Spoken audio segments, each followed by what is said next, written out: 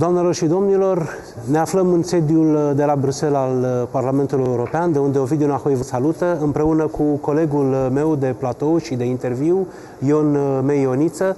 Împreună realizăm acum prima ediție a seriei noastre de interviuri Liderii. Împreună cu colegul Ion Meioniță avem ca invitat o personalitate proeminentă a politicii europene în acest moment.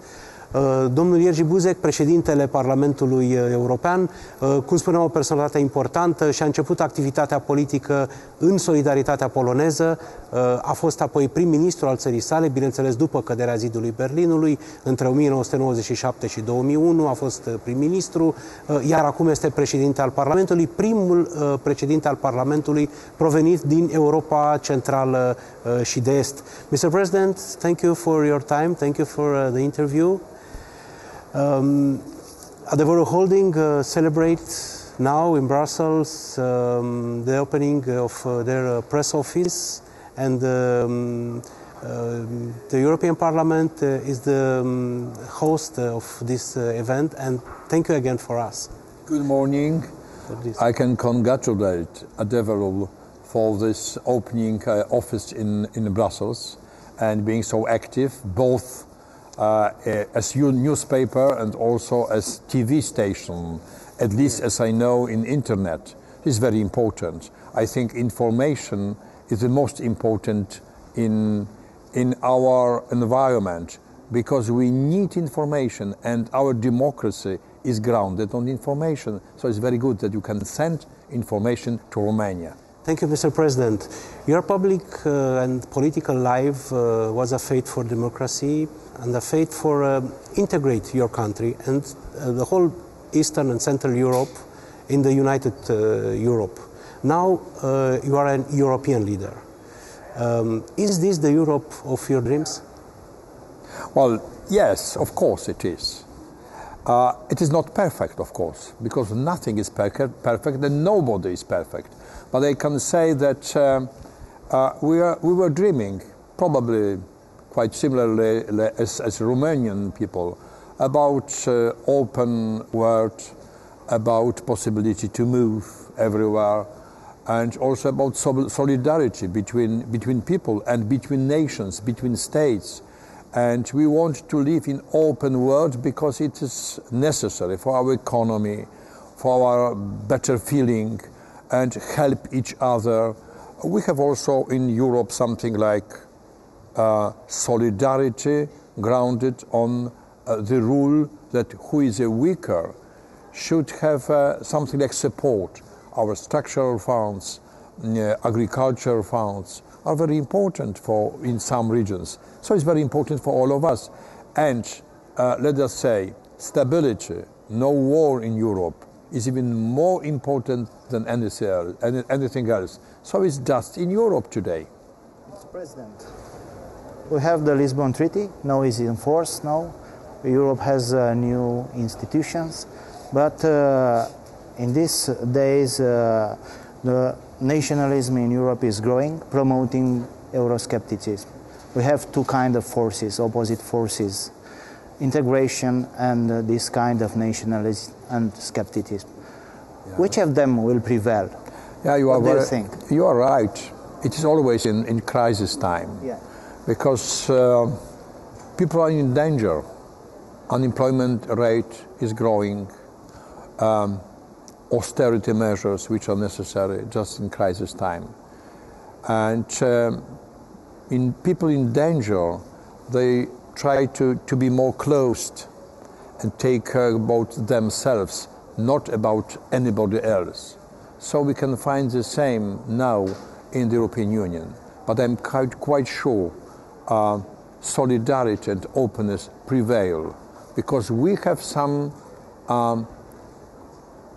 examples in our history that is no way in nationalism, in xenophobia, because we had the same, absolutely the same, at the beginning of the 30s, last century, after the crisis, 29, 28, 30, it was a deep crisis. And we know what was the end way of such a thinking. War, horrible war.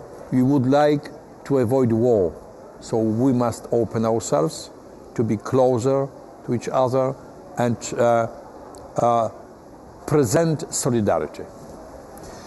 Now we are in a very strange times and very hard times with crisis. In your opinion, which are the perspectives for a strong recovery, economical recovery in this year in Europe? It's the most important question, because we must work for our citizens.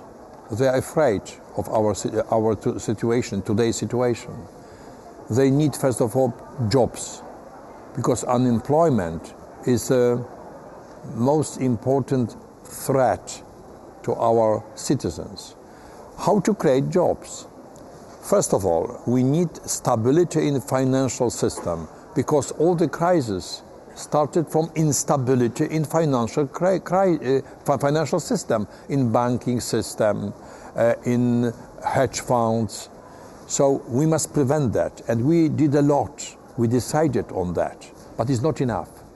We need also more coordination, economic governance in the European Union. We also need something like exit strategy. If we want to pay debts, because we have big debts in our member states, we need not only austerity measures. For 1-2 years it's necessary austerity measures, but we need also growth.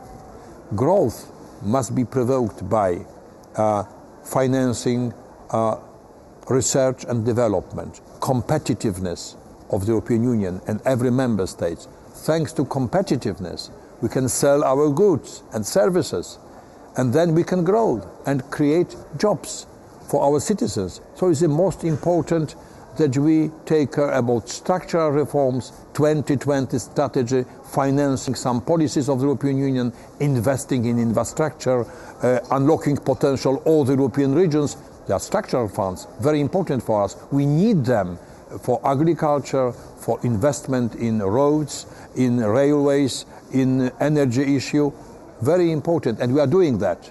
I am quite sure in 1-2 years we will overcome the crisis. Mr. President, which are the long-term effects of these tough budgetary cuts in the budget? Austerity measures. Long-term effect, we need and we should have such a budgetary cuts for 1 or 2 years, because we must overcome national debt or